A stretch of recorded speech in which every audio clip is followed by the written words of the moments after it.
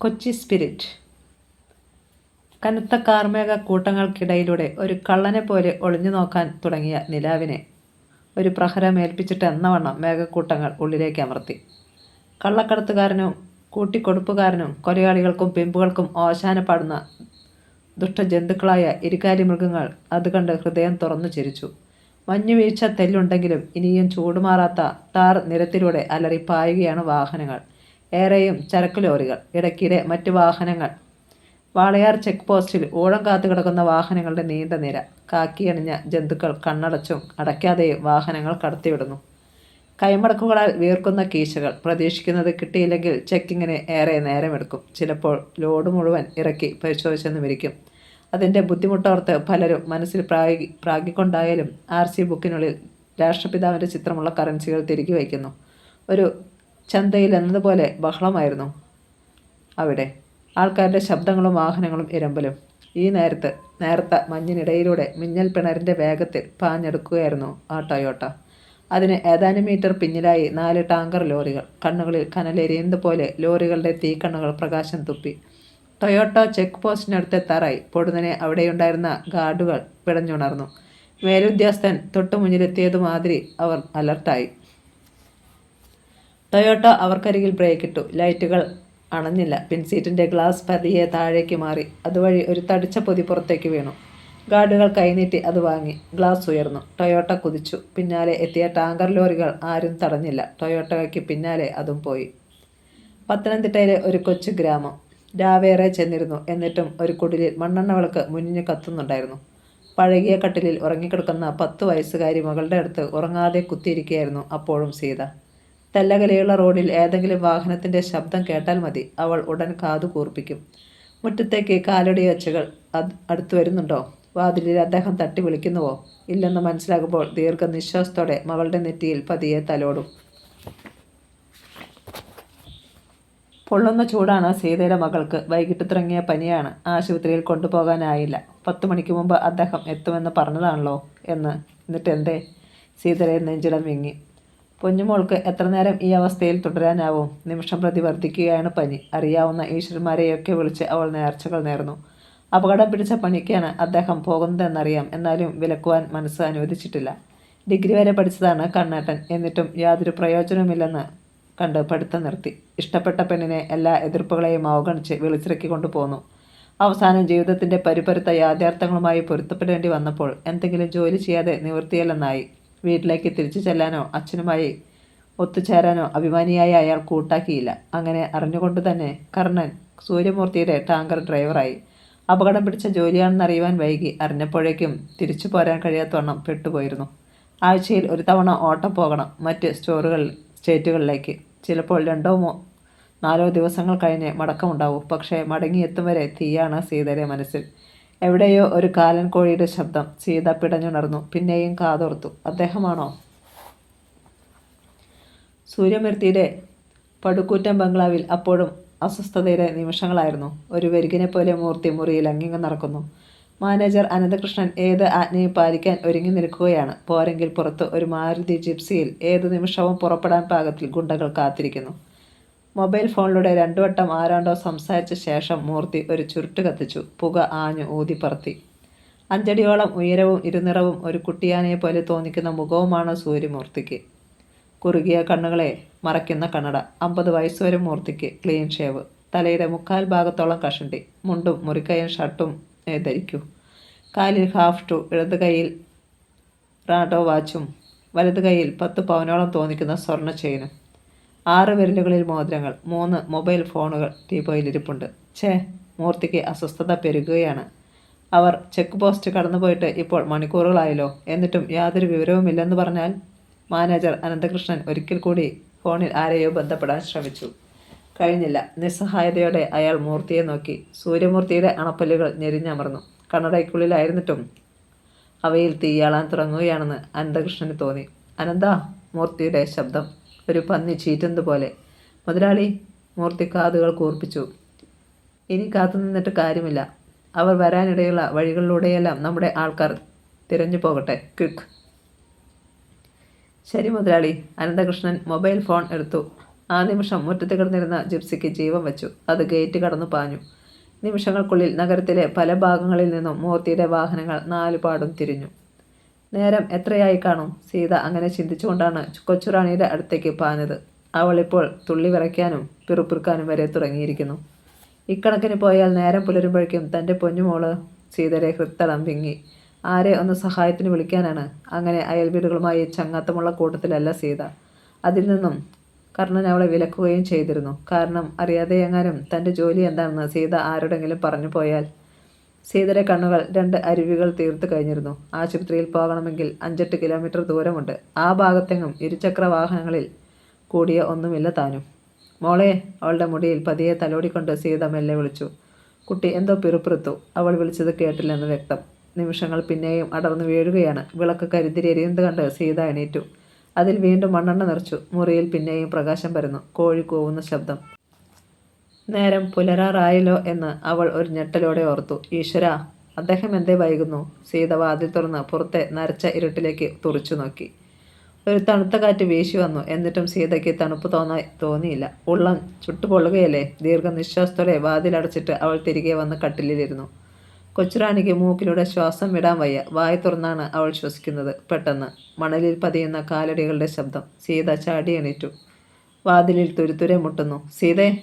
കർണൻ വിളിക്കുന്നു.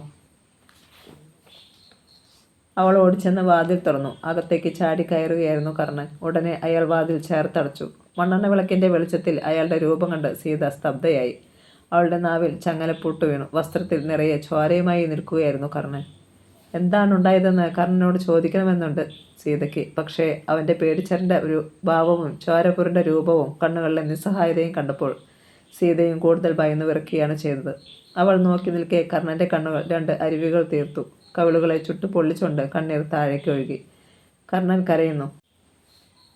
സീത ആദ്യമായി കാണുകയാണത്. ജീവിക്കാൻ ഒരുപാട് ബുദ്ധിമുട്ടിയിട്ടുള്ളപ്പോൾ പോലും കർണൻ കരഞ്ഞിട്ടില്ല. വെള്ളം വേണം സീതയെ, ഒരു വിധത്തിൽ അവൻ പറഞ്ഞൊപ്പിച്ചു. അത് കേട്ടതേ സീത അടുക്കളയിലേക്ക് ഓടി. ഒരു പാത്രം നിറയെ വെള്ളവുമായി വന്നു. അത് വാങ്ങി അവൻ ആർത്തിയോടെ കുടിച്ചു. ഇമ വെട്ടാതെ നോക്കി നിൽക്കുകയാണ് സീത. കർണൻ പാത്രം തിരിച്ചു നൽകി. എന്തു പറ്റി കർണേട്ടാ? സീത ശബ്ദിച്ചു. ഇനി ഒന്നും പറഞ്ഞിട്ട് കാര്യമില്ല. ചതി പറ്റിപ്പോയി മോളെ. ഇനി എന്തു പറഞ്ഞ് മൂർത്തി മുതലാളിയെ വിശ്വസിപ്പിക്കും എന്നെനിക്കറിയില്ല. സത്യം പറഞ്ഞാലും അദ്ദേഹം വിശ്വസിക്കില്ല. ഇനി എന്തു ചെയ്യും? മൂർത്തി മുതലാളിക്ക് ശിക്ഷാവിധികൾ പലതില്ല, ഒന്നേയുള്ളൂ, മരണം. ആദ്യവിധിയും അന്ത്യവിധിയും അതുതന്നെ. അതുകൊണ്ട് പൊന്നുമോളുമായി നീ ഉടനെ ഇവിടെ നിന്നും എങ്ങോട്ടെങ്കിലും പോകണം. പിടികിട്ടിയാൽ നിങ്ങളെപ്പോലും അയാൾ ബാക്കി വയ്ക്കില്ല. അവൻ കീശയിൽ നിന്നും ഒരു കെട്ട് നോട്ടെടുത്ത് അവളുടെ കൈവെള്ളയിൽ വെച്ചു കൊടുത്തു. ഇല്ല, ചേട്ടനില്ലാതെ ഞങ്ങൾ ഒരിടത്തും പോകില്ല. കുഞ്ഞിൻ്റെ അവസ്ഥയാണെങ്കിൽ ആകെ വഷളായി. ആശുപത്രിയിലാക്കണം. കർണൻ ഓടി കൊച്ചുറാണിയുടെ അരികിലെത്തി. അവൾക്കിപ്പോൾ ശ്വാസം മാത്രമേ ബാക്കിയുള്ളൂ. അതും വളരെ ബുദ്ധിമുട്ടി വായിലൂടെ.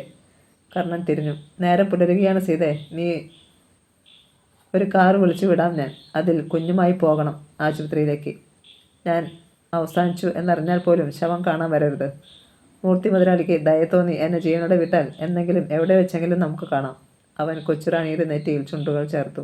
അച്ഛന് ഇനിയൊരു പക്ഷേ മോൾക്കൊരു ഉമ്മ തരുവാൻ കഴിഞ്ഞില്ലെങ്കിലോ? ആ രംഗം കണ്ട് സീത പൊട്ടിക്കരഞ്ഞുപോയി. അവൻ തിരിഞ്ഞ് സീതയെ നെഞ്ചോട് ചേർത്തു. നമ്മുടെ പൊന്നുമോളെ നോക്കിക്കോണം സീതയെ. ഞാൻ എപ്പോഴും കൂടെയുണ്ടാവുമെന്ന് കരുതിക്കോണം. കർണേട്ടാ. അവൾക്ക് അയാളെ വിടാനായില്ല. നോ, ഓരോ നിമിഷം കഴിയുന്തോറും അപകടം കൂടുകയുള്ളൂ. നീ വിട്. ബലമായി തന്നെ അയാൾ അവളെ തന്നിൽ നിന്ന് അടർത്തി മാറ്റി. പിന്നെ ധൃതിയിൽ ചോരപുരണ്ട വസ്ത്രങ്ങൾക്കു പകരം വേറെ വസ്ത്രങ്ങൾ ധരിച്ചു. ഒരിക്കൽ കൂടി ഭാര്യയെ നോക്കി, കുഞ്ഞിനെയും. അടുത്ത നിമിഷം വാതിൽ തുറന്ന് പുറത്തേക്ക് പാഞ്ഞു. സീത വാതിൽക്കൽ വരെ എത്തി. മഞ്ഞിലൂടെ അതിശീഘ്രം നടന്നു മറയുകയാണ് കർണൻ. തേങ്ങലോടെ അവൾ വാതിലിലേക്ക് ചാരി. എന്നേക്കുമായി കർണേട്ടൻ തങ്ങളെ വിട്ടുപിരിഞ്ഞു പോവുകയാണോ? അങ്ങനെ വിശ്വസിക്കാൻ അവൾക്കായില്ല. 15 മിനിറ്റ് കഴിഞ്ഞു കാണും. പടിക്കൽ ഒരു കാർ വന്നു നിന്നു. ഡ്രൈവർ ഇറങ്ങി അങ്ങോട്ട് വന്നു. കുട്ടിയെ ആശുപത്രിയിൽ കൊണ്ടുപോകണമെന്ന് പറഞ്ഞു. സീത വേഗം കണ്ണു തുടച്ചു. ഒരു നിമിഷം, ഞാനിതാ വരുന്നു. അവൾ കർണൻ കൊടുത്ത രൂപയും അത്യാവശ്യം വേണ്ട വസ്ത്രങ്ങളും മറ്റും ഒരു ബാഗിലാക്കി എടുത്തു. കുഞ്ഞിനെ എടുത്ത് തോളിലിട്ടു. വാതിൽ പൂട്ടുമ്പോൾ ഓർത്തു, ഇനി ഇങ്ങോട്ടൊരു മടങ്ങി വരവ് ഉണ്ടാവുമോ? വാടക വീടാണെങ്കിലും ഇതുമായി ഒത്തിരി ഹൃദയബന്ധങ്ങൾ ഉണ്ടായിപ്പോയി. സീത കുഞ്ഞുമായി കാറിൽ കയറി. അത് ആശുപത്രിയിലേക്ക് പോയി. നേരം പുലർന്നു കഴിഞ്ഞു. വഴിയുടെ ഓരം ചേർന്ന് തലകുനിച്ച് ധൃതിയിൽ നടക്കുകയായിരുന്നു കർണൻ. ഇനി എന്തു ചെയ്യണം? നേരെ മൂർത്തി മുതലാളിയുടെ മുന്നിലേക്ക് ചെന്നാലോ? താൻ നിരപരാധിയാണെന്ന് മനസ്സിലായി അദ്ദേഹം ജീവൻ ബാക്കി തന്നാലോ? അങ്ങനെ ചിന്തിച്ചു കൊണ്ടിരിക്കുമ്പോൾ തൊട്ടരികിൽ ഒരു വാഹനം ബ്രേക്കിട്ടു. കിടുങ്ങിപ്പോയി കർണൻ. തല തിരിക്കും മുമ്പ് സുമോയിൽ നിന്നും നീണ്ടുവന്ന ഒരു കൈപ്പത്തി ഷർട്ടിൻ്റെ കോളറിൽ മുറുകി. നായൻ്റെ മോനെ, കബളിപ്പിച്ച് രക്ഷപ്പെടാമെന്ന് കരുതിയോടാ. സുമോ മുന്നോട്ട് നീങ്ങി. ഷർട്ടിലെ പിടി അയഞ്ഞില്ല. അതുകൊണ്ട് തന്നെ കർണനും ഓടേണ്ടി വന്നു. സുമോയ്ക്ക് വേഗത വർദ്ധിച്ചു. കർണൻ്റെ കാലുകൾ കുഴഞ്ഞു. ആ ക്ഷണം പിടി അയഞ്ഞു. സുമോ ബ്രേക്കിട്ടു. കർണൻ മുന്നോട്ട് തെറിച്ചു വീണു. അവിടെ നിന്ന് ഒരു വിധത്തിൽ ഉരുണ്ട് പിരണ്ട് എണീക്കുമ്പോൾ വീണ്ടും മൂക്കും ചുണ്ടും ചതഞ്ഞിരുന്നു. ഓടി രക്ഷപ്പെട്ടാലോ എന്ന് ഒരു നിമിഷം ചിന്തിച്ചതാണ്. പക്ഷേ വേണ്ടെന്ന് വച്ചു. കാരണം ഒന്നുകിൽ ഈ സുമോ ഇടിപ്പിച്ച് ഇവർ കൊല്ലും, അല്ലെങ്കിൽ വെടിവെച്ച് വീഴ്ത്തും. എല്ലാറ്റിലും നല്ലത് മൂർത്തി മുതലാളിയുടെ സത്യം തുറന്നു പറയാനുള്ള അവസരമെങ്കിലും കിട്ടുന്നതാണല്ലോ. കർണൻ വെച്ച് സുമോയ്ക്കരികിലെത്തി. ഒരാൾ ഡോർ തുറന്നു കൊടുത്തു. ഒന്നും പറയാതെ അവൻ അതിൽ കയറി ഡോർ അടച്ചു.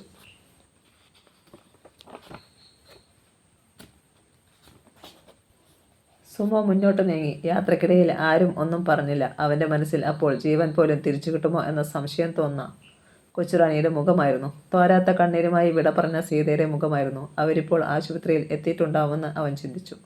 അത് ശരിയുമായിരുന്നു. പട്ടണത്തിലെ ഒരുവിധം നല്ല ഒരു പ്രൈവറ്റ് ഹോസ്പിറ്റലിൽ എത്തിക്കഴിഞ്ഞിരുന്നു റാണിമോളും സീതയും.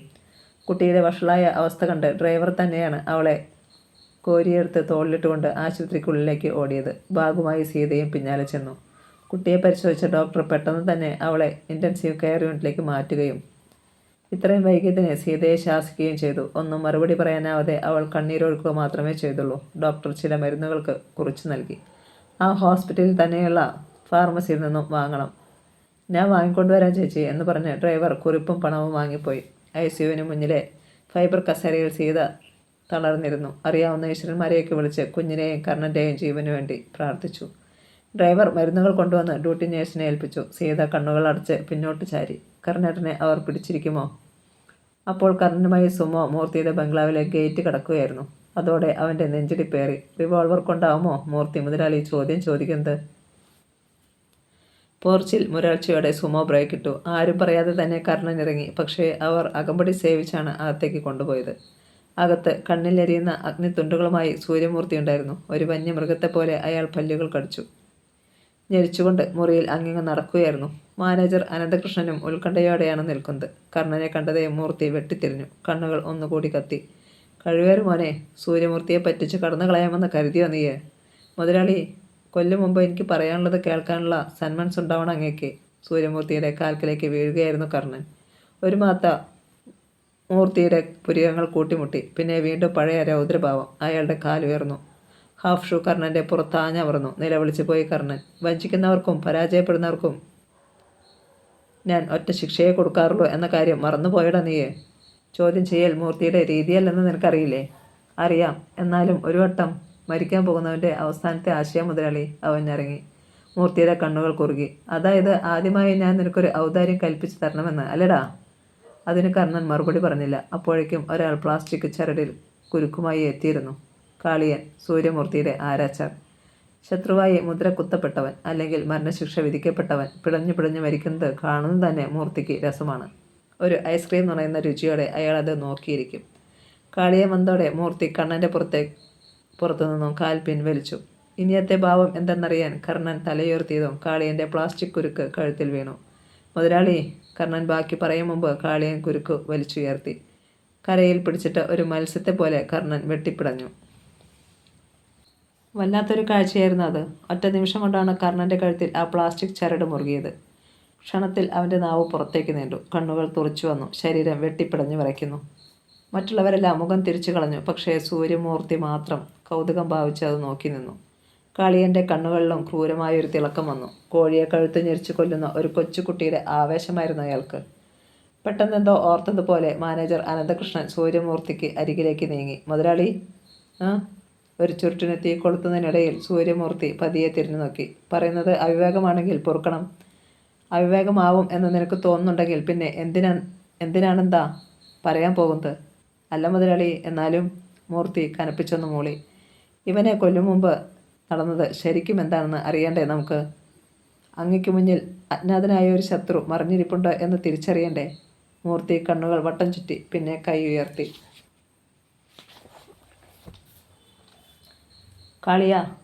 വിളിയുടെ അർത്ഥം മനസ്സിലാക്കിയ കാളിയൻ പെട്ടെന്ന് പ്ലാസ്റ്റിക് ചരടിലെ പിടിവിട്ടു. കർണൻ തറയിൽ കമിഴ്ന്നു വീണു. പക്ഷേ അപ്പോഴും അവൻ ശ്വാസം കിട്ടാതെ എന്നവണ്ണം പിടയുന്നുണ്ടായിരുന്നു. കാളിയൻ കുരുക്ക് തല്ലയച്ചു. എന്നിട്ടും കർണന് ശരിക്കും ശ്വാസം കഴിക്കാനായില്ല.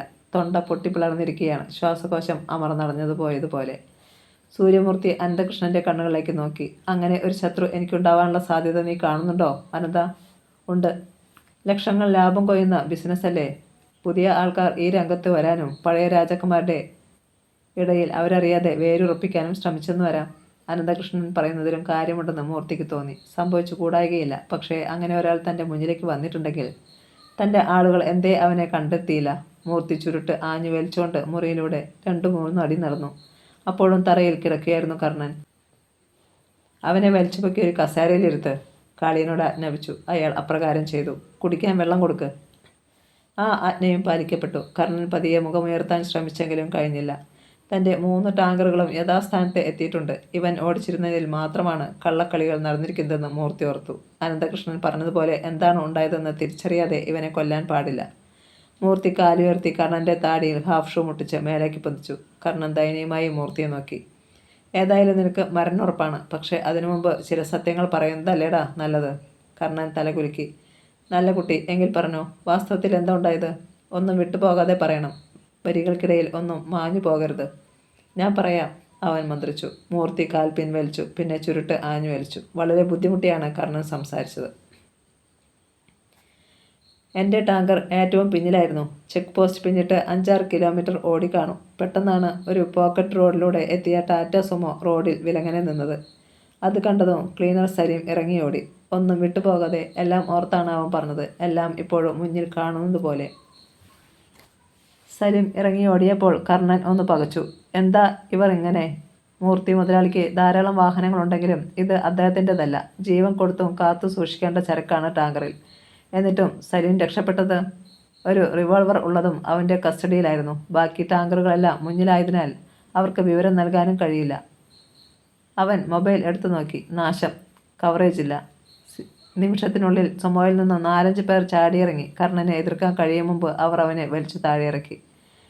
ടാങ്കറോട് ചേർത്ത് നിർത്തി ഇടിക്കാൻ തുടങ്ങി. അതിനിടെ സുമോ റോഡിന് നടുവിൽ നിന്നും മാറ്റിയിരുന്നു. ആ വഴി ധാരാളം വാഹനങ്ങൾ വന്നെങ്കിലും ഈ കാഴ്ച കണ്ട് ഒന്നുപോലും നിർത്തിയില്ല. ഇനി ഈ ടാങ്കർ ഞങ്ങൾ കൊണ്ടുപോയിക്കൊള്ളാമെടാ എന്ന് പറഞ്ഞ് അവർ കർണനെ സുമോയ്ക്കുള്ളിലേക്ക് വലിച്ചു കയറ്റി. അതിനുള്ളിലിട്ടും ഇടിച്ചു. അതിനിടെ ഇത്രയും കൂടി പറഞ്ഞു. നിന്നെ ഞങ്ങൾ നാട്ടിലെത്തിക്കാമെടാ. നിന്റെ തമ്പുരാൻ്റെ നാട്ടിലേക്ക് തന്നെയാണ് ഞങ്ങൾ വരുന്നതും. അവനെ പുതിയ കളികൾ പഠിപ്പിക്കാൻ ഇതൊരു തുടക്കം മാത്രം. ബാക്കിയൊന്നും കർണൻ കേട്ടില്ല. അവൻ്റെ സ്വബോധം നശിച്ചു കഴിഞ്ഞിരുന്നു. കണ്ണു തുറന്നത് അവർ വിളിച്ചപ്പോഴാണ്. ഇവിടെ ഇറങ്ങിക്കോടാ എന്ന് പറഞ്ഞ് ഒരു കെട്ട് നോട്ടും കയ്യിൽ വെച്ചു കൊടുത്തു. നേരം വെളുത്തിരുന്നു. ചുറ്റും നോക്കിയപ്പോൾ എൻ്റെ വീടിനടുത്താണെന്ന് മനസ്സിലായി. പിന്നെ വീട്ടിൽ പോയി വസ്ത്രം മാറിയിട്ട് ഇങ്ങോട്ട് വരുമ്പോഴാണ് ഇവർ. കർണൻ പറഞ്ഞു നിർത്തി. സൂര്യമൂർത്തി കാലുയർത്തി ഒരു ചവിട്ടായിരുന്നു. കസേരയോടൊപ്പം കർണൻ തറയിലേക്ക് മറിഞ്ഞു. ദാവീദ്! മൂർത്തി അലറി. ഗുണ്ട നേതാവ് മുന്നോട്ട് വന്നു. 6 അടിയിലധികം ഉയരവും പറ്റേ വെട്ടിയ മുടിയും താടിയും. അല്പം മെലിഞ്ഞതെങ്കിലും ബലിഷ്ഠമായ ശരീരം. നിർജ്ജീവമായ കണ്ണുകൾ. ജീൻസും ടീഷർട്ടും വേഷം. സലിമിനെ ഉടനെ കണ്ടെത്തണം. ഏതു മാളത്തിൽ പോയി ഒളിച്ചാലും. ശരി മുതലാളി. തീർന്നില്ല. പുതിയതായി അവതരിച്ചിരിക്കുന്ന ആ പട്ടി ആരാണെന്ന് ഇന്ന് സന്ധ്യയ്ക്ക് മുമ്പ് എനിക്കറിയണം. ശരി മുതലാളി. അതിനു മുമ്പ് ചെയ്യേണ്ട മറ്റൊരു കാര്യം കൂടിയുണ്ട്. ഇവൻ പറഞ്ഞതൊന്നും നമുക്ക് മുഖവിലേക്ക് എടുക്കാനാവില്ല. എന്തെങ്കിലും ഇവൻ മറച്ചു വച്ചിട്ടുണ്ടെങ്കിൽ അതെല്ലാം മണിമണിയായി പറയാൻ ഒരേയൊരു മാർഗമേ ഉള്ളൂ. ഇവൻ്റെ ഭാര്യയെയും മകളെയും കൊണ്ടുവരിക. ക്വിക്ക്. അതുവരെ ഇവൻ ജീവിച്ചിരിക്കട്ടെ. ദാവീദ് വെട്ടിത്തിരിഞ്ഞു നടന്നു. 4 പേർ അയാളുടെ കൂടെ പോയി. തറയിലൂടെ ഇഴഞ്ഞ് കർണൻ സൂര്യമൂർത്തിയുടെ കാല് പിടിച്ചു. അരുതേ! യാതൊരു തെറ്റും ചെയ്യാത്ത എൻ്റെ ഭാര്യയെയും കുഞ്ഞിനെയും ഒന്നും ചെയ്യരുതേ. ഞാൻ പറഞ്ഞത് അത്രയും സത്യം തന്നെയാണ്. മൂർത്തി വികൃതമായി ചിരിച്ചു. എൻ്റെ കാലേന്ന് പിടിവിടറ. അങ്ങനെ എന്ത് വേണമെങ്കിലും ചെയ്തോളൂ. പക്ഷേ ഭാര്യയും കുഞ്ഞിനെ വെറുതെ വിടൂ. കർണൻ മൂർത്തിയുടെ കാലിലെ പിടിവിട്ടില്ല. മൂർത്തി വീണ്ടും കാലുയർത്തി കർണനെ തൊഴിച്ചു. പിന്നോട്ട് തെറിച്ച് ഒരു ആർത്തനാദത്തോടെ അവൻ മലർന്നു വീണു. ദാവീദും സംഘവും സീതയെയും റാണിമോളെയും കണ്ടെത്തിയാൽ ഓർത്തപ്പോൾ തന്നെ കർണൻ്റെ കണ്ണുകളിൽ ഇരുൾ തെങ്ങി. ഈ നേരത്തും ഇൻറ്റൻസീവ് കെയർ യൂണിറ്റിന് മുന്നിലെ കസേരയിൽ തളർന്നിരിക്കുകയായിരുന്നു സീത. ഡ്രൈവറെ പണം കൊടുത്ത് മടക്കി അയച്ചു കഴിഞ്ഞിരുന്നു. ഞങ്ങൾ ഇവിടെയുണ്ടെന്ന് ആരോടും പറയരുതെന്നും അയാളോട് പ്രത്യേകം നിർദ്ദേശിച്ചിരുന്നു. കൊച്ചുറാണിയുടെ കാര്യത്തിൽ ഇപ്പോൾ തീർത്തൊന്നും പറയാനാവില്ലെന്ന് ഡോക്ടർമാർ പറഞ്ഞിരിക്കുന്നത്. എന്തിനും 12 മണിക്കൂറെങ്കിലും പിന്നിടണം. അത്രമാത്രം വഷളായി കഴിഞ്ഞിരുന്നു അവളുടെ അവസ്ഥ. ഇടയ്ക്ക് സീത കർണനെ ഓർത്തു. തങ്ങൾക്ക് വേണ്ടിയാണ് അദ്ദേഹം ഇത്തരം അപകടം പിടിച്ച ജോലിക്ക് ഇറങ്ങിത്തിരിച്ചത്. റാണിമോളെ ഏറ്റവും ഉയർന്ന പദവിയിൽ എത്തിക്കുമെന്ന് 100 വട്ടം പറഞ്ഞിട്ടുണ്ട്. എന്നിട്ടൊടുവിൽ സീതയുടെ കണ്ണുകൾ പിന്നെയും നിറഞ്ഞു തുളുമ്പി. പാവം കർണേട്ടൻ. ഇൻറ്റൻസീവ് കെയർ യൂണിറ്റിൻ്റെ വാതിൽ തുറക്കപ്പെട്ടു. സീത ഉദ്വേഗത്തോടെ അങ്ങോട്ട് നോക്കി. ഒരു നേഴ്സ് പുറത്തു വന്നു. ആരാ കൊച്ചുറാണിയുടെ കൂടെ വന്നിട്ടുള്ളത്? തിടുക്കമുണ്ടായിരുന്നു നേഴ്സിൻ്റെ ശബ്ദത്തിൽ. ഞാനാ. സീത ചാടി എണീറ്റു, പിടയുന്ന ഹൃദയത്തോടെ. നേഴ്സ് ഒരു വട്ടം സീതയുടെ കണ്ണുകളിലേക്ക് സൂക്ഷിച്ചു നോക്കി. പിന്നെ ഒരു തുണ്ടു പേപ്പർ നീട്ടി. വേഗം ഈ മരുന്ന് കൂടി വാങ്ങിക്കോളൂ. സീത ധൃതിയിൽ അത് വാങ്ങി കോണിപ്പടി ഇറങ്ങി ഫാർമസിയിലേക്ക് ഓടി. മരുന്നുമായി മടങ്ങിയെത്തി വാതിലിൽ തട്ടിയപ്പോൾ തന്നെ കാത്തു നിന്നിരുന്നു മാതിരി പഴയ നേഴ്സ് വാതിൽ തുറന്നു. മരുന്ന് വാങ്ങുന്നതിനിടയിൽ അവൾ പറഞ്ഞു, എന്തായാലും കൂട്ടിന് ആരെങ്കിലും കൂടി വിളിച്ചോളൂ. ചിലപ്പോൾ കുഞ്ഞിനെ മെഡിക്കൽ കോളേജിലേക്ക് മാറ്റേണ്ടി വരും. വാതിലടഞ്ഞു. സീതയുടെ തലച്ചോറിനുള്ളിൽ ഒരു വെള്ളിടി വെട്ടി. തറയിൽ തറഞ്ഞു പോയതുപോലെ അവിടെ തന്നെ നിന്ന് പോയി സീത. തൻ്റെ പൊന്നുമോൾ. പ്രപഞ്ചം കീഴ്മേൽ മറിയുകയാണോ? താൻ ആരെ കൂട്ടിന് വിളിക്കാൻ? വിവശയായി അവൾ കസേരയുടെ വക്കിൽ അള്ളിപ്പിടിച്ചു. കരഞ്ഞ് കരഞ്ഞ് കണ്ണീർ വറ്റിപ്പോയതുമാതിരി കൺകോണുകളിൽ 2 നീർത്തുള്ളികൾ പിടച്ചു നിന്നു. ആ നേരത്തും അവൾ മനസ്സിനുള്ളിൽ അടിവരയിട്ട് എഴുതുകയായിരുന്നു, കുഞ്ഞുകൂടി നഷ്ടപ്പെട്ടാൽ ഇനി തനിക്ക് മാത്രമായി ഈ ജീവിതം വേണ്ട. കർണനെ തൻ്റെ ജീവിതത്തിലേക്ക് കിട്ടിയപ്പോൾ മനസ്സിൽ നിറഞ്ഞു നിന്നിരുന്ന 7 നിറമുള്ള സ്വപ്നങ്ങൾ കഴിഞ്ഞ രാത്രിയോടുകൂടി മാഞ്ഞു പോയിരിക്കുന്നു. അതുപോലെ ഈ ലോകത്തു നിന്നും താൻ തന്നെ അങ്ങ് മാഞ്ഞു പോകട്ടെ. അപ്പോഴും തറയിൽ കുത്തിയിരിക്കുകയായിരുന്നു കർണൻ. സീതയെയും റാണിമുളയും ദാവീദ് സംഘവും കണ്ടെത്തിയാൽ ഈ പട്ടണത്തിൽ എവിടെയുണ്ട് അവരെങ്കിലും? അത് കണ്ടുപിടിക്കാൻ സൂര്യമൂർത്തിയുടെ ആളുകൾക്ക് മിനിറ്റുകൾ മതി. അപ്പോഴും കർണന് മുന്നിലൂടെ ചുരുട്ടു പുകച്ചുകൊണ്ട് അസ്വസ്ഥനായി അങ്ങിങ്ങ് നടക്കുകയായിരുന്നു മൂർത്തി. അപ്രതീക്ഷിതമായി കൂടിനുള്ളിൽ അകപ്പെട്ടുപോയ ഒരു കരിമ്പുലിയുടെ ഭാവമായിരുന്നു അയാൾക്ക്. ശത്രുവിനെ മുന്നിൽ കിട്ടിയാൽ കടിച്ചു കീറാനുള്ള വ്യഗ്രത. അയാളുടെ കാലടികളുടെ ശബ്ദം മാത്രമേ ആ മുറിക്കുള്ളിൽ മുഴങ്ങിയുള്ളൂ. മാനേജർ അനന്തമൂർത്തിയും മറ്റും നിശബ്ദരായി മൂർത്തിയെ തന്നെ ഉറ്റുനോക്കി നിൽക്കുകയാണ്. കാളിയനാണെങ്കിൽ മുന്നിൽ കിട്ടിയ ഇരയെ വച്ച് താമസിപ്പിക്കുന്നതിനുള്ള ബുദ്ധിമുട്ടേയുള്ളൂ. പുറത്തൊരു വാഹനം വന്നു നിൽക്കുന്നതിൻ്റെ ഒച്ച കേട്ടു. കർണൻ ഒന്ന് പിടഞ്ഞു. ഹൃദയത്തിൽ 1000 പെരുമ്പറകൾ ഒന്നിച്ചു മുട്ടി. കൗരവസഭയിലേക്ക് പാഞ്ചാലി വലിച്ചിഴക്കപ്പെട്ടതുപോലെ തൻ്റെ സീതയെ ദാവീദ്. വാതിൽ കടന്ന ദാവീദും സംഘവും എത്തി. കർണൻ പണിപ്പെട്ട് കണ്ണുകൾ തുറന്നു നോക്കി. ഇല്ല, സീതയും കൊച്ചുറാണിയും അക്കൂട്ടത്തിലില്ല. അയാളുടെ മനസ്സിൽ ഒരിളങ്കാറ്റ് വീശി. എവിടെ? മൂർത്തിയുടെ ശബ്ദമുയർന്നു. ദാവീദിൻ്റെ തല കുനിഞ്ഞു. പതിഞ്ഞ ശബ്ദം നാവിൻ തുമ്പിൽ നിന്നും അടർന്നു. ക്ഷമിക്കണം എന്നൊരിക്കലും ഞാൻ പറയുന്നില്ല മുതലാളി. പക്ഷേ ഇനി ഞാൻ പറയുന്നതാണ് സത്യം. ഇവൻ്റെ ഭാര്യയും മകളും അവിടെയില്ല. അതിരാവിലെ ഒരു കാറിൽ അവർ കയറിപ്പോയി. ഇവൻ രക്ഷപ്പെടുത്തിയിരിക്കാനാണ് സാധ്യത. ഏതായാലും ഒന്നുറപ്പാണ്, അവർ ഈ പട്ടണത്തിലില്ല.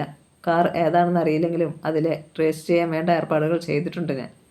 മൂർത്തിയുടെ അണപ്പല്ലുകൾ ഞെരിഞ്ഞമർന്നു. വെട്ടിത്തിരിഞ്ഞ് അയാൾ കർണനെ നോക്കി. പൊലയാടി മോനെ, മൂർത്തിയെ കബളിപ്പിക്കാമെന്ന് കരുതിയോ? ജീവൻ നിനക്ക് ബാക്കി കിട്ടില്ലെങ്കിലും അവർ എവിടെയാണെന്ന് പറയാതെ ഇനി നിനക്ക് മരിക്കാനാവില്ല. നീ പറഞ്ഞു തീരും വരെ നിന്റെ ശരീരത്തിലെ ഓരോ ഇഞ്ച് സ്ഥലവും ഞാൻ ചതച്ചുകൊണ്ടിരിക്കും.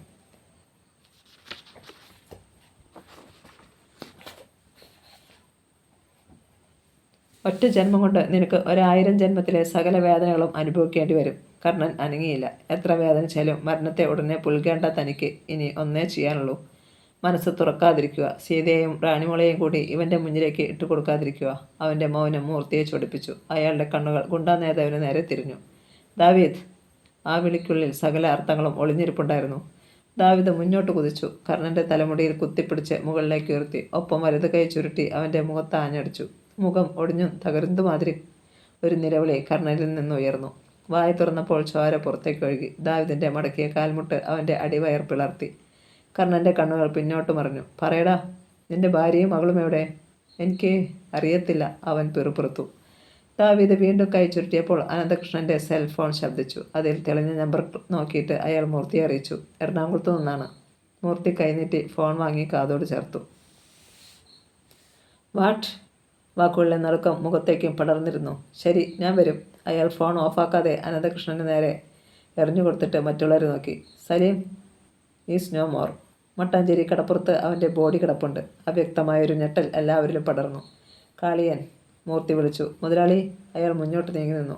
ഞാൻ മടങ്ങി എത്തുമ്പോഴും ഇവൻ ബാക്കിയുണ്ടാവണം, കർണനെ ചൂണ്ടി പറഞ്ഞു. ശരി മുതലാളി. ദാവീദ്, നമുക്കുടനെ പുറപ്പെടണം. ശരി. അയാൾ കർണനെ വിട്ടു. ഒരു പഴന്തുണിക്കെട്ട് പോലെ അവൻ തറയിൽ വീണു. ആ ക്ഷണം കാളിയൻ മുന്നോട്ട് വരികയും അവനെ തറയിലൂടെ വലിച്ചഴിച്ച് എങ്ങോട്ടോ കൊണ്ടുപോകുകയും ചെയ്തു. മൂർത്തി പിസ്റ്റൾ എടുത്ത് അതിൽ തിരകളുണ്ടെന്ന് ഉറപ്പുവരുത്തി. കമോൺ. മൂർത്തിക്ക് പിന്നാലെ അനന്തകൃഷ്ണനും ബെൻസിലും ദാവീദും മറ്റും സുമോയിലുമാണ് കയറിയത്. കയറും മുൻപ് മൂർത്തി ഇങ്ങനെ പറഞ്ഞിരുന്നു. ഞാൻ ഡെഡ് ബോഡിക്കരികിലേക്ക് വരില്ല, പക്ഷേ നമ്മുടെ ശത്രു അവിടെ എവിടെയെങ്കിലും പതിയിരുന്ന് എല്ലാം ശ്രദ്ധിക്കുന്നുണ്ടാവോ എന്ന കാര്യത്തിൽ സംശയമില്ല. അവനെയാണ് നമ്മൾ തേടേണ്ടത്. അത്രയേ പറഞ്ഞുള്ളെങ്കിലും വരികൾക്കിടയിൽ ഒരുപാട് കാര്യങ്ങൾ മറഞ്ഞിരിപ്പുണ്ടെന്ന് ദാവീദ് മനസ്സിലാക്കിയിരുന്നു. സാധാരണ കാഴ്ചക്കാരായിട്ടായിരിക്കും തങ്ങൾ അവിടെ എത്തുക. ബോഡി ആരും ഏറ്റെടുക്കാനോ പരിചയമുള്ള ആളാണോ മരിച്ചു കിടക്കുന്നതെന്നോ ഭാവിക്കാനും പാടില്ല. പകരം ആ പരിസരങ്ങളിൽ നിന്നും ശത്രുവിൻ്റെ ഒരടയാളമെങ്കിലും കണ്ടെടുക്കണം. ബെൻസ് മുന്നിലും സുമോ പിന്നിലുമായി ഗേറ്റ് കടന്നുപോയി. അപ്പോൾ ICUവിൽ നിന്നും സ്ട്രെച്ചറിൽ പുറത്തേക്ക് കൊണ്ടുവരികയായിരുന്നു റാണിമോളെ. അവളെ മെഡിക്കൽ കോളേജിലേക്ക് കൊണ്ടുപോകാനുള്ള ആംബുലൻസ് പുറത്ത് തയ്യാറായി നിർത്തിയിരുന്നു. കൂടെ പോകുമ്പോൾ മറ്റാരും ഇല്ലാത്ത കാരണത്താൽ ആംബുലൻസിൽ തന്നെ മടങ്ങിപ്പോരാൻ കഴിയുമല്ലോ എന്ന് ചിന്തിച്ച് അന്ന് രാത്രി ഡ്യൂട്ടിയുള്ള ഒരു അറ്റൻഡർ കൂടി സീതയോടൊപ്പം പോകുവാൻ തയ്യാറായി. സകല ഈശ്വരന്മാരെയും വിളിച്ചുകൊണ്ട് സീത മകൾക്കരികിലിരുന്നു. സിഗ്നൽ ലൈറ്റ് ഇട്ടുകൊണ്ട് സൈറൺ മുഴക്കി ആംബുലൻസ് പാഞ്ഞു. യാതൊരു അനക്കവുമില്ലാതെ കിടക്കുകയാണ് റാണിമോൾ. മറ്റൊന്നോട്ടത്തിൽ ഒരു മൃതശരീരമാണെന്നേ തോന്നും. സദാ കലപ്പിൽ ചിലച്ചുകൊണ്ട് ഓടിക്കളിക്കാറുള്ള റാണിമോൾ ആംബുലൻസ് കോഴഞ്ചേരി പിന്നിട്ടു. ഈ അവസരത്തിൽ കർണാട്ടം കൂടി അടുത്തുണ്ടായിരുന്നെങ്കിൽ. താൻ ഇതുവരെ കോട്ടയത്ത് പോയിട്ടില്ല. ആശുപത്രിയിൽ ഒരു ആവശ്യം വന്നാൽ ആര് സഹായിക്കും? ഒരെത്തും പിടിയും കിട്ടിയില്ല സീതയ്ക്ക്. ആംബുലൻസ് നല്ല വേഗത്തിൽ മുന്നിൽ പോകുന്ന വാഹനങ്ങളെ പിന്തള്ളി കുതിക്കുകയായിരുന്നെങ്കിലും തീരെ വേഗതയില്ലെന്ന് തോന്നി സീതയ്ക്ക്. വാഹനം തിരുവല്ലയിലെത്തി. ട്രാഫിക് പോസ്റ്റിനരികിൽ ബ്രേക്ക് ഇട്ടു. ട്രാഫിക് പോലീസ് ആംബുലൻസ് കടത്തിവിടാൻ ശ്രമിച്ചെങ്കിലും വാഹനങ്ങളുടെ തിരക്ക് കാരണം കഴിഞ്ഞില്ല. ആംബുലൻസിന് തൊട്ടരികിൽ തെക്കു നിന്നെത്തിയ ഒരു ബെൻസ് കാറും സുമോയും കൂടി വന്നു നിന്നു. യാദൃശ്ചികമായാണ് സീത അങ്ങോട്ട് നോക്കിയത്. അവളുടെ ശിരാചക്രങ്ങളിൽ ഒരു മിന്നൽ പിണർ പുളഞ്ഞിറങ്ങി. ആ കാർ അവൾ അറിഞ്ഞു കഴിഞ്ഞിരുന്നു. സൂര്യമൂർത്തിയുടെ കാർ. അതിന് പിന്നിലെത്തിയ സുമോയിൽ ദാവീദും മറ്റും ഇരിക്കുന്നതും അവൾ കണ്ടു. അപ്പോൾ പെട്ടെന്ന് ഡ്രൈവിംഗ് വീലിന് പിന്നിലിരുന്ന ദാവീദിന്റെ കണ്ണുകൾ ആംബുലൻസിലേക്ക് പാളി വീണു. അയാളുടെ നെറ്റി ചുളിയന്തു കൂടി കണ്ടപ്പോൾ സീതയെ നെഞ്ചിടിപ്പേറി. അയാൾ തന്നെ കണ്ടു. ഈ നിമിഷം ദാവീദ് സുമോയിൽ നിന്നിറങ്ങി പാഞ്ഞു വരുമെന്ന് സീത ഭയന്നു. അവളുടെ മുഖം നിമിഷത്തിനുള്ളിൽ വിളറി വെളുത്തു. മൂക്കിൻ തുമ്പിൽ വിയർപ്പ് പൊടിഞ്ഞു. പേടിക്കേണ്ട ചേച്ചി, കുഞ്ഞിനൊന്നും സംഭവിക്കില്ല, അവളുടെ ഭാവമാറ്റം കണ്ട് അറ്റൻഡർ അറിയിച്ചു. സീത മിണ്ടിയില്ല. ഇയാൾക്ക് കാര്യമറിയില്ലല്ലോ. ഗ്ലാസ്സിലൂടെ ഒരു വട്ടം കൂടി അവൾ സുമോയ്ക്ക് നേരെ നോക്കി. ആംബുലൻസിലേക്ക് നോക്കിക്കൊണ്ട് ദാവീദ് അടുത്തിരുന്നവനോട് എന്തോ പറയുന്നു. ഇറങ്ങി നോക്കാനായിരിക്കും. അവൾ തല പിൻവലിച്ചു കളഞ്ഞു. പെട്ടെന്ന് ആംബുലൻസ് മുന്നോട്ട് നീങ്ങി. എന്നാൽ തൊട്ടു പിന്നിൽ തന്നെയുണ്ടായിരുന്നു ബെൻസും സുമോയും. കുറച്ചു കഴിഞ്ഞപ്പോൾ ആംബുലൻസിനെ പിന്തള്ളി ബെൻസും സുമോയും കടന്നുപോയി. അപ്പോഴാണ് സീതയ്ക്ക് അല്പം ആശ്വാസം തോന്നിയത്. ദാവീദ് തന്നെ കണ്ടെന്നുള്ളത് വെറും തോന്നലായിരുന്നു. സീത റാണിമോളുടെ മുഖത്തേക്ക് തന്നെ നോക്കിക്കൊണ്ട് സീറ്റിൽ പിന്നിലേക്ക് ചാരി. അപ്പോൾ കാളിയൻ കൊണ്ടിട്ട ഇറച്ചി തുണ്ടുമാതിരി തറയിൽ കിടക്കുകയായിരുന്നു കർണൻ. വാതിൽ പുറത്തുനിന്നും ബന്ധിച്ചിട്ട് അയാൾ എങ്ങോട്ട് പോയിരിക്കുന്നു. ഒന്ന് നിവർന്നിരിക്കാനുള്ള ശക്തി കൂടി നഷ്ടമായിരിക്കുന്നു കർണന്. എങ്കിലും ചിന്തകൾക്ക് മാത്രം കുഴപ്പമില്ല. സലീം മരണപ്പെട്ടെങ്കിൽ അത് തെളിവ് നശിപ്പിക്കലിൻ്റെ ഭാഗമായിട്ടായിരിക്കും എന്ന് അവന് തോന്നി. അവൻ വധിക്കപ്പെട്ടില്ലെങ്കിൽ എങ്ങനെയും മൂർത്തി മുതലാളി അവനെ കണ്ടെത്തുമെന്നും ശത്രുവിനെ തിരിച്ചറിയുമെന്നും അവർ കരുതിയിരിക്കണം. അത് സത്യം തന്നെയുമാണല്ലോ. തന്നെ ചതിച്ചിട്ട് ടാങ്കറിൽ നിന്ന് ഇറങ്ങി ഓടിയവനെ തേടി ആദ്യം മരണമെത്തി. കർണൻ ഒന്ന് ഞരങ്ങി. മുറിയിൽ ജനാലയുടെ ഗ്ലാസ്സിലൂടെ കടന്നെത്തുന്ന വെളിച്ചമുണ്ട്. ഒന്ന് എഴുന്നേറ്റിരിക്കാൻ കഴിഞ്ഞിരുന്നെങ്കിൽ. കർണൻ കൈകൾ കൊണ്ട് തറയിൽ ബലം കൊടുത്ത് ഭിത്തിയോട് ചേർന്ന് നിവർന്നിരിക്കാൻ ശ്രമിച്ചു. പക്ഷേ കഴിഞ്ഞില്ല.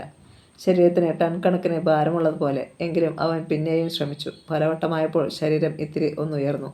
പിന്നെ പതിയെ പതിയെ ഭിത്തിയിലേക്ക് ചാരി നിവർന്നു. കാലുകൾ നീട്ടിവെച്ചിരുന്നു. എന്തൊരാശ്വാസം! കുടിക്കാനൽപ്പം വെള്ളം കിട്ടിയിരുന്നെങ്കിൽ. മുഖം മുഴുവൻ നീരുവന്ന് വീർത്തിരിക്കുകയാണ്. പല്ലുകൾ അടർന്നു വീഴുന്ന വേദന. അവൻ കണ്ണുകൾ ഇറുക്കിയടച്ചു. മട്ടാഞ്ചേരി കടപ്പുറത്ത് ധാരാളം ആളുകൾ ഉണ്ടായിരുന്നു. തിരത്തലപ്പിൽപ്പെട്ട് കരക്കെത്തി അടിഞ്ഞു കൂടിക്കിടക്കുന്ന പായലുകൾക്ക് മീതെയായിരുന്നു സലിമിൻ്റെ മൃതദേഹം കിടന്നിരുന്നത്. മത്സ്യത്തൊഴിലാളികളും കൊച്ചുകുട്ടികളും മാത്രമല്ല, എവിടെയോ നിന്നൊക്കെ നാട് കാണാനെത്തിയ സഞ്ചാരികളും ഉണ്ടായിരുന്നു അപ്പോൾ അവിടെ. പോലീസ് അവരെ അകലേക്ക് മാറ്റി നിർത്തിയിരിക്കുകയാണ്. മുകളിൽ കത്തിക്കാളുന്ന സൂര്യൻ. എങ്കിലും കടൽക്കാറ്റിൻ്റെ തണുപ്പ് നല്ല പോലെയുണ്ട്. കുറേ അകലെ ടാറ്റ സുമോ ബ്രേക്ക് ഇട്ടു. ടൂറിസ്റ്റുകളെ പോലെ അതിൽ നിന്നും ദാവീദും സംഘവും ഇറങ്ങി. അവർ സാവധാനം ആളുകൾക്കിടയിലേക്ക് കയറി. ഒരു ഫോട്ടോഗ്രാഫർ ഡെഡ് ബോഡിയുടെ പലവിധ ചിത്രങ്ങളെടുത്തു.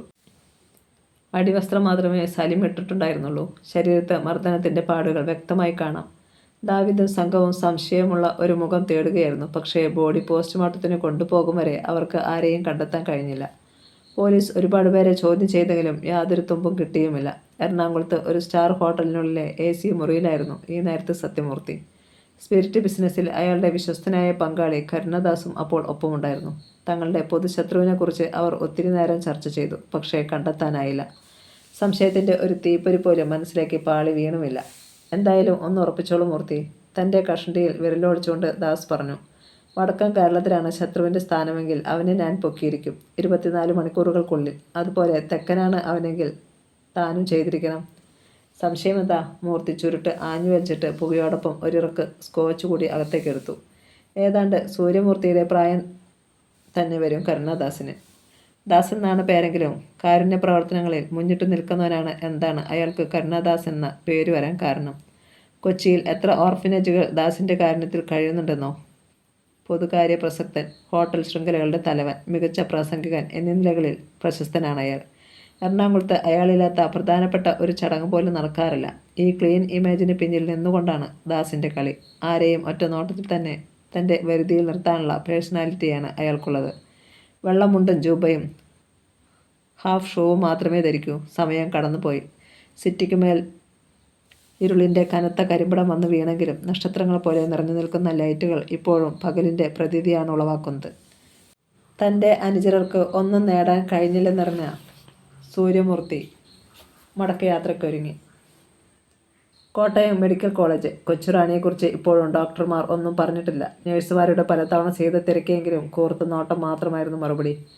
ഇന്നത്തെ ദിവസം സീത ഒന്നും കഴിച്ചിട്ടില്ല. ആകെ കഴിച്ചത് ഒരു ഗ്ലാസ് നാരങ്ങ വെള്ളം മാത്രം. മറ്റു രോഗികളുമായി വന്നവർ പലരും സീതയുടെ ഭാവം കണ്ട് നെറ്റി ചുളിച്ചു. ചിലർ സഹതാപം ഭാവിച്ച് അടുത്തെത്തിയെങ്കിലും അവൾ കൂടുതലൊന്നും സംസാരിച്ചുമില്ല. മനസ്സ് ഒന്ന് നേരെ നിന്നിട്ട് വേണ്ടേ എന്തെങ്കിലും സംസാരിക്കാൻ.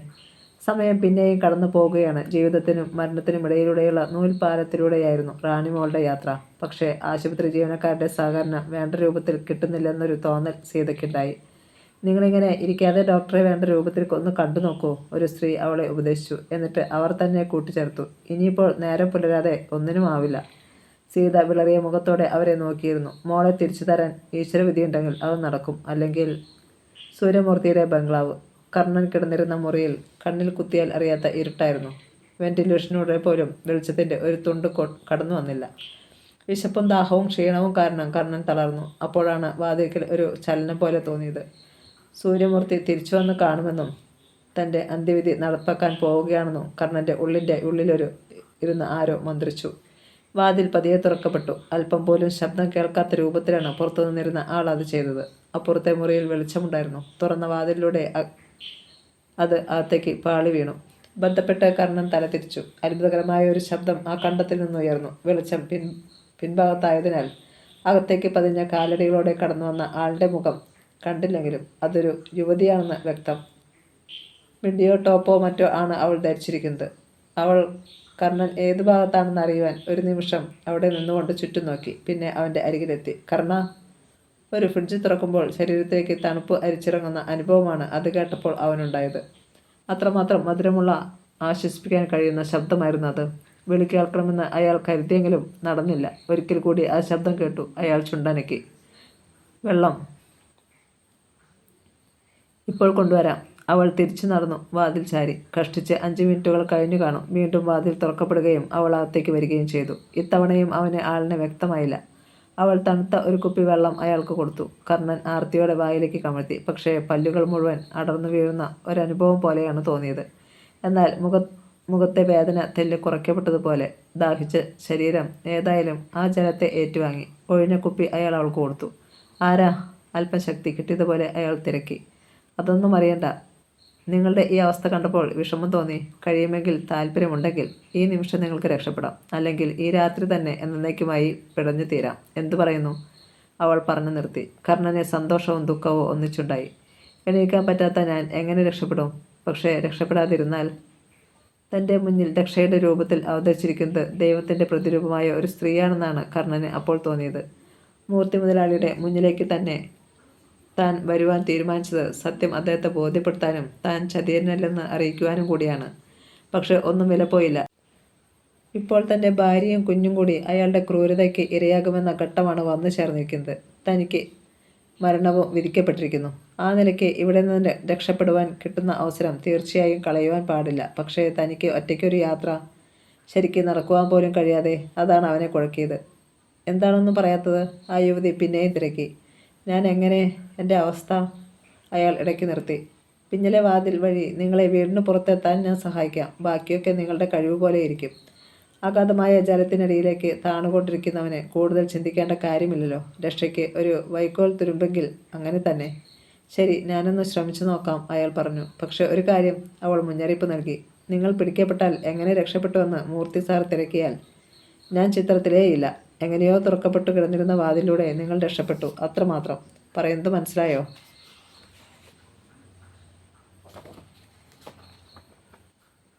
അയാൾ ഒന്ന് മൂളി. എങ്കിൽ പുറപ്പെടാം. അവൾ പെട്ടെന്ന് പുറത്തിറങ്ങി അവിടുത്തെ ലൈറ്റ് അണച്ചിട്ട് വന്നു. എണീറ്റോളൂ. അവൾ അയാളെ താങ്ങി പിടിച്ചു. എണീറ്റപ്പോൾ ശരീരം അപ്പാടെ ഒടിഞ്ഞു തകരുന്ന അനുഭവം.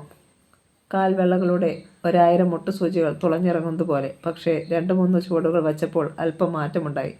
പതിയെ പതിയെ നടക്കാനുള്ള കഴിവ് ഏറി വരുന്നത് പോലെ. പിൻവാതിൽ കടന്ന് പുറത്തെത്തും വരെ അവൾ അയാളെ താങ്ങി പിടിച്ചിരുന്നു. പുറത്ത് നടന്നു കഴിഞ്ഞപ്പോൾ പതിയെ പിടി അയച്ചുകൊണ്ട് അവൾ പറഞ്ഞു, ഇനി നിങ്ങൾക്ക് പോകാം. പക്ഷേ ഞാൻ പറഞ്ഞ കാര്യം മറക്കരുത്. ഇല്ല. പിന്നെ ഈ ഉപകാരത്തിന് എങ്ങനെ നന്ദി പറയണമെന്ന് എനിക്കറിയില്ല. ഇങ്ങനെ സംസാരിച്ചുകൊണ്ട് നിന്നാൽ നിങ്ങൾ പിന്നെയും മൂർത്തി സാറിൻ്റെ പിടിയിലാവും. അതുകൊണ്ട് വേഗം പോകാൻ നോക്ക്. ശരി. ഇരുളിൻ്റെ മറപ്പറ്റി മൂർത്തിയുടെ ബംഗ്ലാവിന് പിന്നിലൂടെ മതിലിനരികിലേക്ക് നീങ്ങുമ്പോൾ കർണൻ ഓർത്തു, ഈ ഭൂമിക്കടിയിൽ മുഴുവൻ ടാങ്കുകളാണ്. അവയ്ക്കുള്ളിൽ സ്പിരിറ്റും കോടികളുമാണ് കുഴിച്ചിട്ടിരിക്കുന്നത്. കർണൻ മതിലിനരികിലെത്തി. അതിനപ്പുറം കടക്കുക എന്നത് വളരെ ദുഷ്കരമായ കാര്യമാണ്. മതിലിന് തന്നെ 8 അടിയോളം ഉയരമുണ്ട്. അതിന് മുകളിൽ 2 അടിയോളം ഉയരത്തിൽ മുള്ളുവേലിയും. കർണൻ ചുറ്റും നോക്കി. മതിലിന് അരികിൽ ധാരാളം വൃക്ഷങ്ങൾ വച്ച് പിടിപ്പിച്ചിട്ടുണ്ട്. അകത്ത് എന്ത് നടക്കുന്നു എന്ന് പുറം ലോകം അറിയാതിരിക്കാനാണത്. ഒരു മാവിൻ്റെ ശിഖരം മുള്ളുവേലിക്ക് പുറത്തുകൂടി അപ്പുറത്തെ പറമ്പിലേക്ക് നീണ്ടു നിൽക്കുന്നു. മാവിൽ കയറാനായാൽ രക്ഷപ്പെടാം. മനസ്സുണർന്നു. ഹൃദയത്തിൽ ആശയുടെ തേൻതുള്ളി വീണു. ആത്മവിശ്വാസത്തോടെ കർണൻ മാവിൽ കയറാൻ തുടങ്ങി. ഈ നേരത്തെ എറണാകുളത്തു നിന്നും തിരിച്ചു വരികയായിരുന്നു സൂര്യമൂർത്തിയും സംഘവും. തങ്ങളുടെ അജ്ഞാതനായ ശത്രുവിനെ ഇനിയും തിരിച്ചറിയാൻ കഴിയാത്തതിൻ്റെ കോപം അത്രയും മൂർത്തിയുടെ കണ്ണുകളിൽ ജ്വലിക്കുകയായിരുന്നു. അണപ്പല്ലുകൾ ഇടയ്ക്കിടെ കടിച്ച് ഞെരിക്കപ്പെട്ടു. കർണൻ്റെ നാവിൻ തുമ്പിൽ എന്തെങ്കിലും രഹസ്യം അടക്കി വെച്ചിട്ടുണ്ടെങ്കിൽ ഈ രാത്രി തന്നെ അത് അടർത്തിയെടുത്തിട്ട് അവനെ അങ്ങേ ലോകത്തേക്ക് അയക്കുവാൻ തീരുമാനിച്ചു കഴിഞ്ഞിരുന്നു മൂർത്തി. അതുകൊണ്ട് തന്നെ തൻ്റെ ബംഗ്ലാവിൽ എത്തിയതും ശബ്ദമുയർത്തി വിളിച്ചു, കാളിയാ. നിമിഷത്തിനുള്ളിൽ ആരാച്ചാറെത്തി. കൊണ്ടുപോവനെ ആ കർണനെ. കാളിയൻ പിൻവാങ്ങി. ഒരു ചുരുട്ട് കത്തിച്ചുകൊണ്ട് മൂർത്തി ദാവിദിനെ നോക്കി.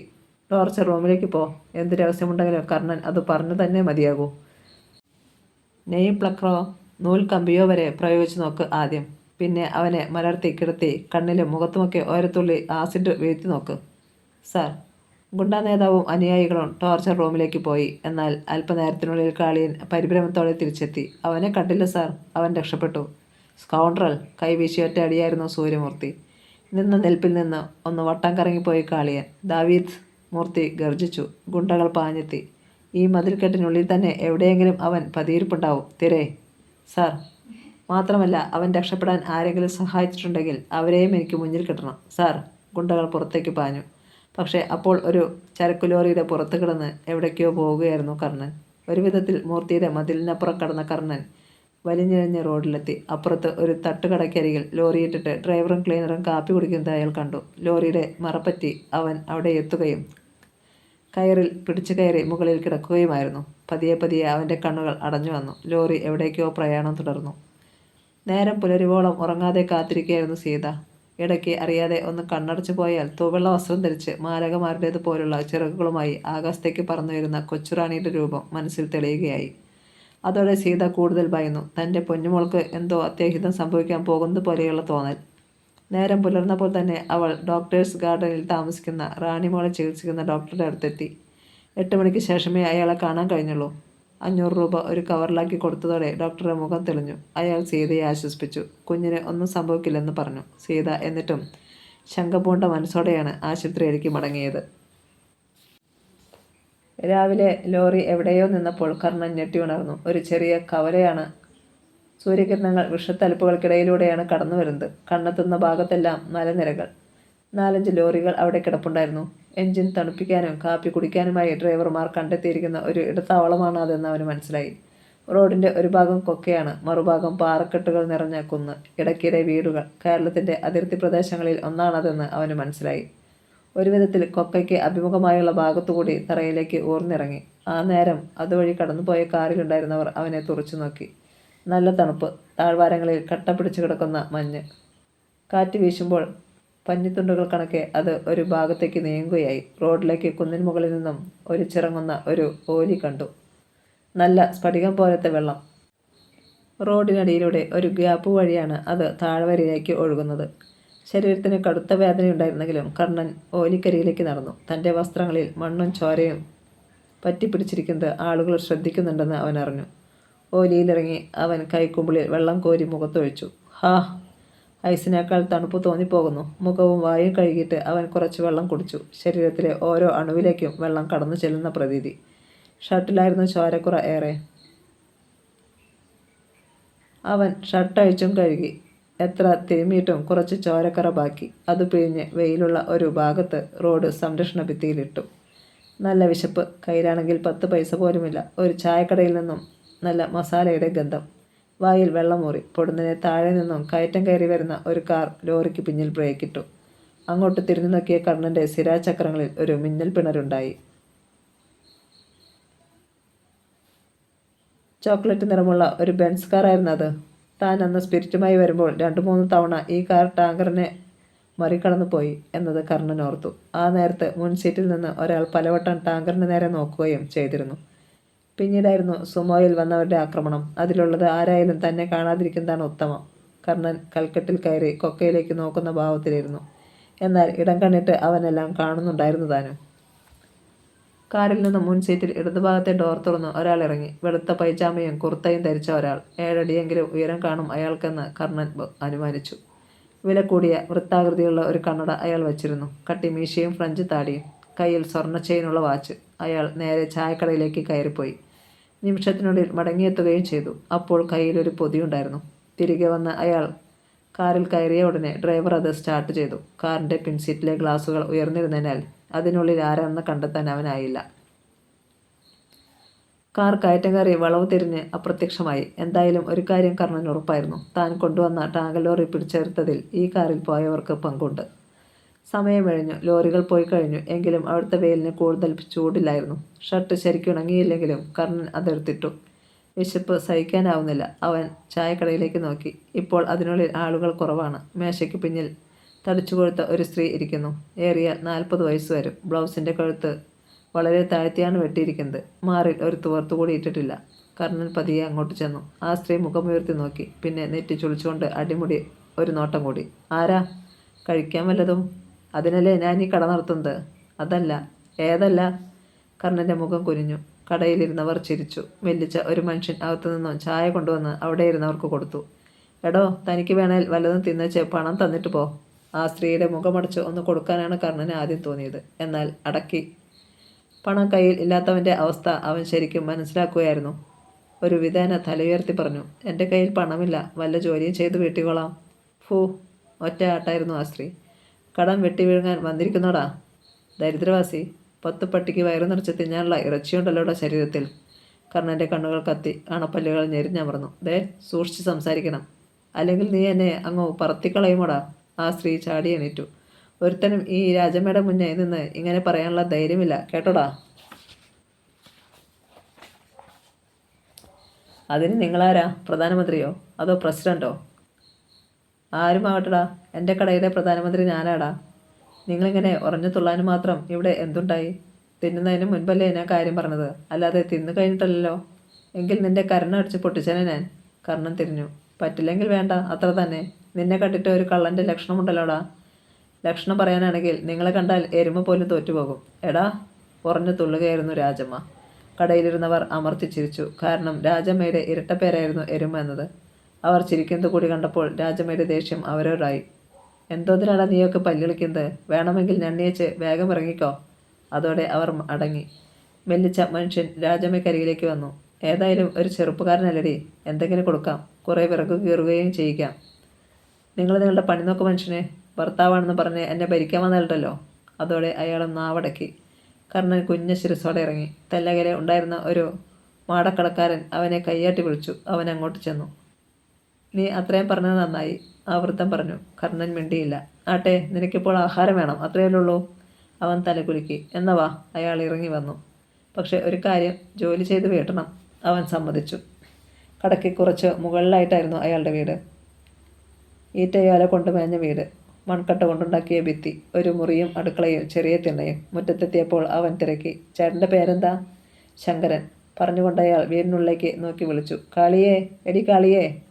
ഏതാണ്ട് 50 വയസ്സ് തോന്നിക്കുന്ന ഒരു സ്ത്രീ ഇറങ്ങി വന്നു. കാണാൻ വൃത്തിയുള്ള സ്ത്രീ. ആഹാരം എന്തെങ്കിലും ഇരിപ്പുണ്ടോടേ?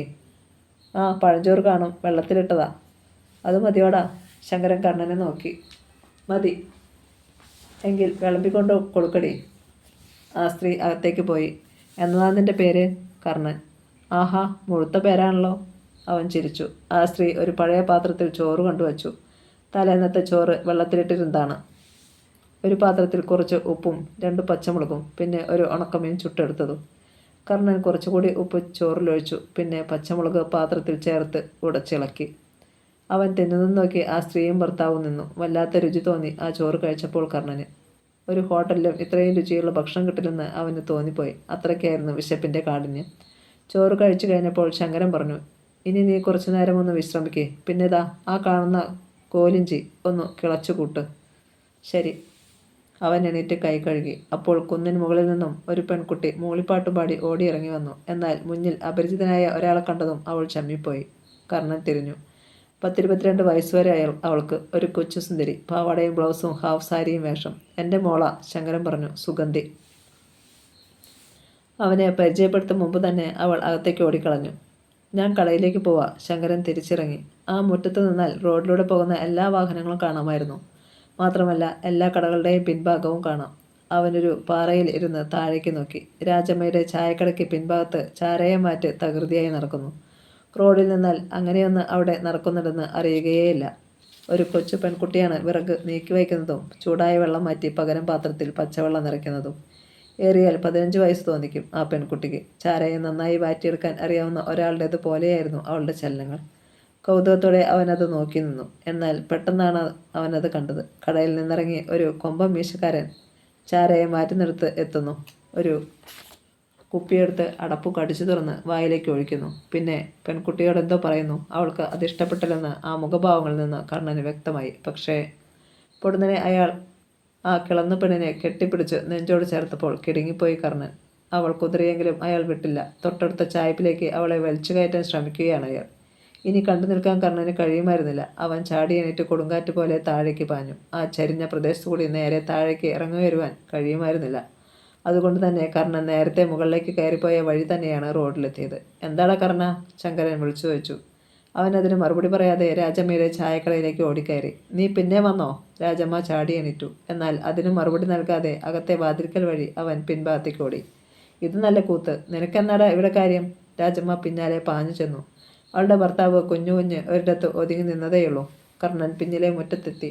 അപ്പോൾ കൊമ്പൻ മീശക്കാരൻ ആ പെൺകുട്ടിയെ ബലമായി ചായ്പിൻ്റെ അറയിലേക്ക് അമർത്താൻ ഭാവിക്കുകയായിരുന്നു. പാഞ്ഞു ചെന്ന കർണൻ ഒറ്റ ചവിട്ടിന് അയാളെ ഒരു വശത്തേക്ക് മറിച്ചു. ജീവൻ തിരിച്ചു കിട്ടിയതുപോലെ പെൺകുട്ടി ചാടി എണീറ്റു. അപ്രതീക്ഷിതമായുണ്ടായ ആക്രമണത്തിൽ നിന്ന് ഒന്ന് കിടുങ്ങിപ്പോയി മീശക്കാരൻ. അവിടെ കിടന്നുകൊണ്ട് തന്നെ അയാൾ തല തിരിച്ചു നോക്കി. തന്നെ ആക്രമിക്കാൻ ധൈര്യം കാണിച്ചത് ആരെന്നറിയുവാൻ. കർണനെ കണ്ടതും അയാളുടെ കണ്ണുകൾ കത്തിയെറിഞ്ഞു. ഇര നഷ്ടമായതിൻ്റെ കോപതാപങ്ങൾ ആ മുഖത്ത് ദൃശ്യമായിരുന്നു. ആരുടെ നായൻ്റെ മോനെ നീ? ഈ മണിവേലുവിനോട് കളിക്കാൻ മാത്രം നീ വളർന്നോ? അലറിക്കൊണ്ട് അയാൾ ചാടി എണീറ്റു. കർണൻ അപ്പോഴും ആത്മസംയമനം കൈവിട്ടില്ല. സുഹൃത്തെ, നിങ്ങളുടെ മകളാകുവാൻ മാത്രം പ്രായമുള്ള ഈ പെൺകുട്ടിയോട് ഇങ്ങനെ ചെയ്യാൻ മാത്രം അധപതിച്ചു പോയത് ശരിയായില്ല. നിന്റെ സാരോപദേശം എൻ്റെ അടുത്ത് വേണ്ടടാ. പറഞ്ഞതും അയാൾ കർണൻ്റെ മുഖം ലാക്കാക്കി കൈ ചുരുട്ടിയിടിച്ചു. പക്ഷേ അവൻ തെന്നിമാറി. ആഹാ, അത്രയ്ക്കായോ? അയാളുടെ കോപം ദ്വിഗുണീഭവിച്ചു. ഒരു വന്യമൃഗത്തിൻ്റെ ഭാവത്തിൽ പല്ലിളിച്ചുകൊണ്ട് അയാൾ പിന്നെയും ആക്രമിച്ചു. ഇത്തവണ അടിയേറ്റ് കർണൻ പിന്നോട്ട് വെച്ചു. പിന്നിലെ വാതിൽക്കൽ ഉറ്റുനോക്കി നിൽക്കുകയായിരുന്നു രാജമ്മയുടെ മുഖത്ത് വിജയഭാവത്തിൽ ഒരു ചിരിയുണ്ടായി. രാവിലെ തന്നോട് കയർത്ത് സംസാരിച്ച ഇവൻ്റെ അഹങ്കാരം ഇതോടെ തീരണം. പെൺകുട്ടിയാകട്ടെ പേടിച്ചു വിറച്ച് നിൽക്കുകയായിരുന്നു അപ്പോഴും. രണ്ടാമതും മണിവേലുവിൻ്റെ അടി കർണനേറ്റു. പക്ഷേ ഇത്തവണ അവൻ ഒറ്റക്കാലിൽ ഒന്ന് കറങ്ങിത്തിരിഞ്ഞു. കാൽപ്പത്തി ലംബമാക്കി ഒന്ന് ചാടി ഉയർന്ന് ആഞ്ഞുവീശി. മണിവേലുവിൻ്റെ കവിളിലാണ് അടിയേറ്റത്. വല്ലാത്തൊരു വിലാപത്തോടെ മണിവേലു വീണു. കണക്കായിപ്പോയി. രാജമ്മയുടെ പിന്നിൽ നിന്നിരുന്ന കുഞ്ഞു കുഞ്ഞു പിറുപിറുത്തു. വീണെടുത്തു നിന്നും ചാടിയണീറ്റ മണിവേലുവും കർണനും തമ്മിൽ പൊരിഞ്ഞ പോരാട്ടം നടന്നു. 2 വന്യമൃഗങ്ങളെപ്പോലെ. അതിനിടെ കർണൻ കോടക്കലം ചവിട്ടിമറിച്ചു. എൻ്റെ ദൈവമേ, ഇവൻ്റെ തലയിൽ ഇരുത്തി വീണേ! രാജമ്മ നിലവിളിച്ചു.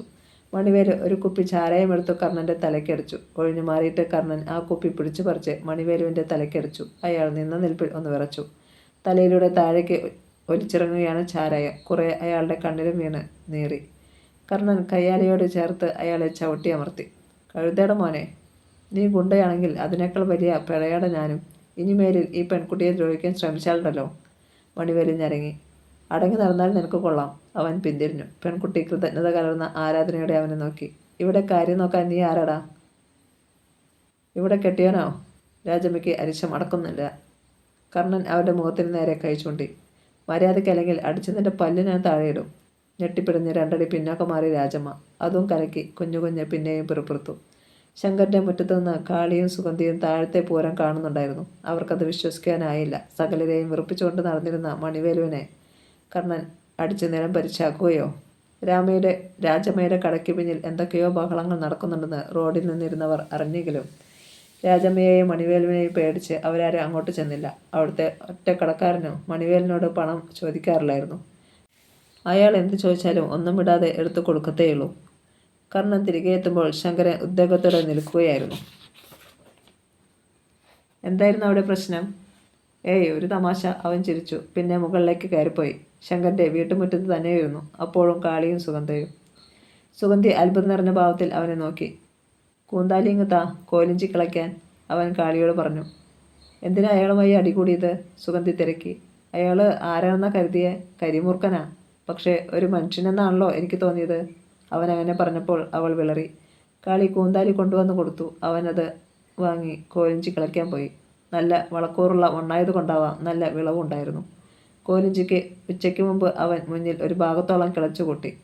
അത് ഒരുക്കിയെടുക്കാൻ കാളിയും വന്നു. നേരം ഉച്ചയായി. കൊച്ചുറാണിയുടെ നിലയിൽ നേരിയ മാറ്റമുണ്ടായി എന്ന് നഴ്സ് സീതയെ അറിയിച്ചു. അവൾ ആശ്വസ്തോടെ നിശ്വസിച്ചു. ഈശ്വരന്മാർ തൻ്റെ പ്രാർത്ഥന കേട്ടല്ലോ. പക്ഷേ പൊടുന്നനെ മറ്റൊരു ചിന്ത അവളെ നടുക്കി. മോൾ സുഖം പ്രാപിച്ചു കഴിഞ്ഞാൽ തങ്ങൾ എവിടേക്ക് പോകും? നാട്ടിലേക്ക് ചെല്ലാനേ കഴിയില്ല. കർണാടനെ കുറിച്ചാണെങ്കിൽ യാതൊരു വിവരവുമില്ല. കയ്യിൽ കുറച്ച് രൂപ മിച്ചം കണ്ടേക്കും. പക്ഷേ അതുകൊണ്ട് എന്ത് ചെയ്യാൻ? വൈകിട്ട് റൗണ്ട്സിനെത്തിയ ഡോക്ടർ അവളോട് പറഞ്ഞു. നിങ്ങൾക്ക് ഭാഗ്യമുണ്ട്. പക്ഷേ ഒരാഴ്ചയെങ്കിലും കുട്ടി ഇവിടെ കിടക്കേണ്ടി വരും.